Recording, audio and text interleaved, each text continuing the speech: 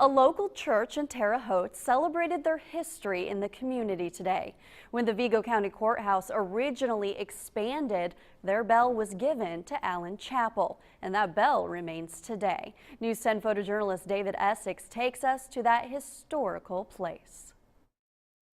It's wonderful being a part of such wonderful, rich history of something as significant as keeping this house of worship that's been in existence for over 177 years in existence, and having it continue to be a force in the community, a place of refuge, a place of hope that says that, you know, we can make it, we can overcome, a place that signifies brotherhood and love all at once.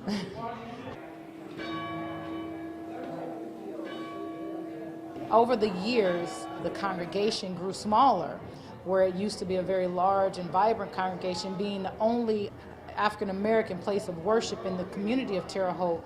Now there's several different to choose from, but we're still the mother, being the first. There you go.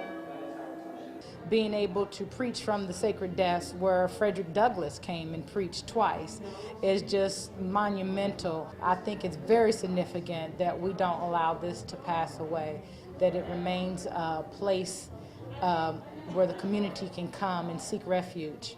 Everybody and anybody, regardless of gender, regardless of race, regardless of economic background or whatever your struggle, all are welcome here at Allen Chapel.